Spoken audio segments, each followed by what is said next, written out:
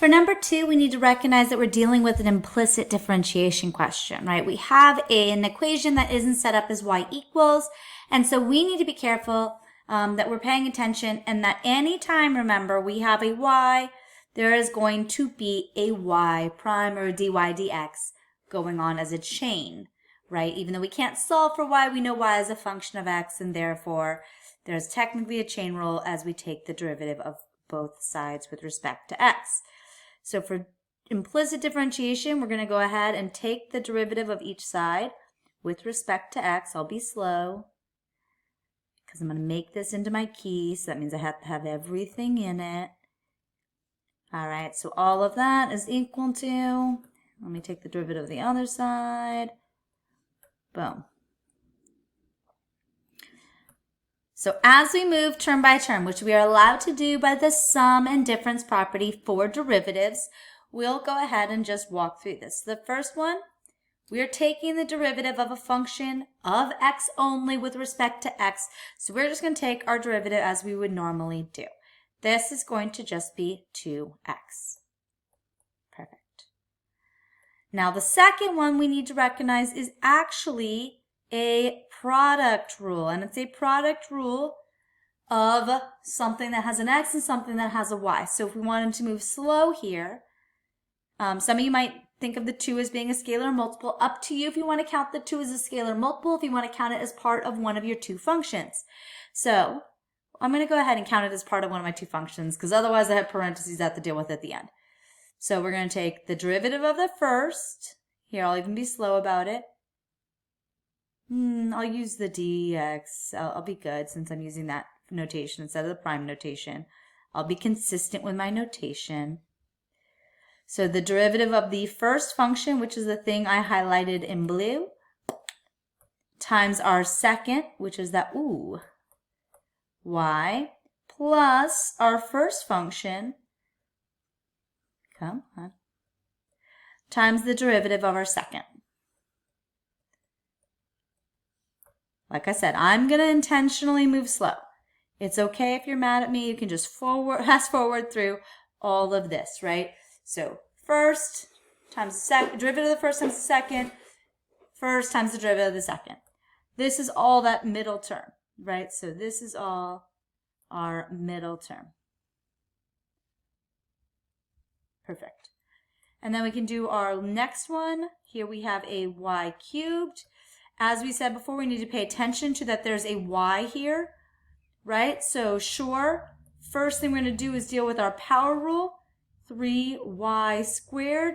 But since we are taking the derivative with respect to x, and this is about y, we will have an additional piece here, our dy dx.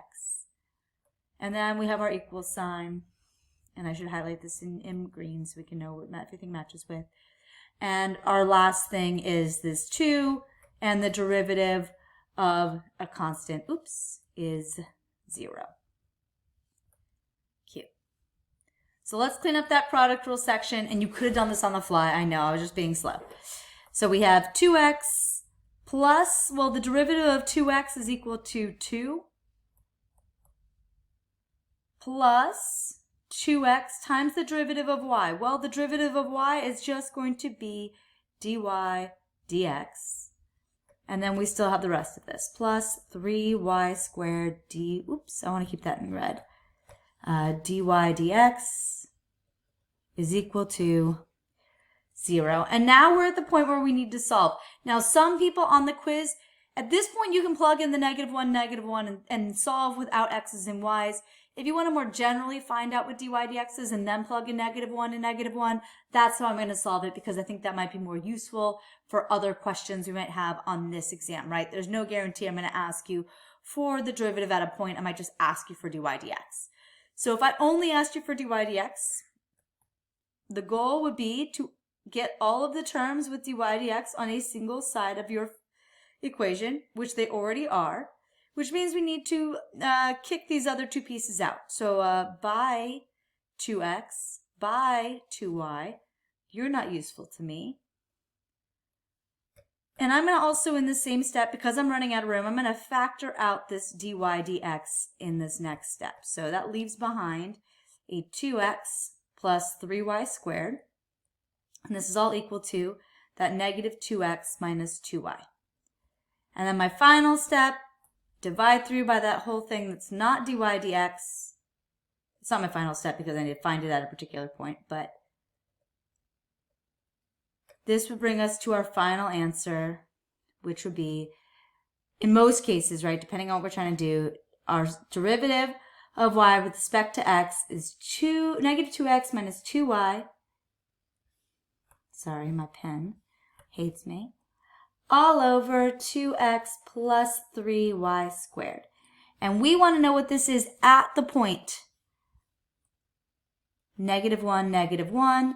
This is equal to positive 2 plus 2, right? I'm just plugging in negative 1, so negative 1 times 2 is positive 2. Negative 1 times the negative 2 is positive 2. All over negative 2. And then when we square that negative 1, it's going to become positive plus 3. This is all 4 over 1, which is just 4. So that's our answer. Now on the quiz, you were asked to go even a step further than this and give me the entire equation for the tangent line. So if that were the case, nope, we're done here. That's all I want for this question, so I'll erase this from the answer key. But if we were doing this for like the quiz, we would be at this solution right here, right? That's the equation for the tangent line. We have all these steps, right? So pay attention to what you're being asked for. Are you being asked to find dy dx, in which case you would stop here? Are you being asked to find it at a particular point, which is what we were doing? You'd stop here. Or are you being asked to find the entire equation to the tangent line at that point, in which case you'd stop there? So lots of different options for number 2 for what I could put on the test for y'all.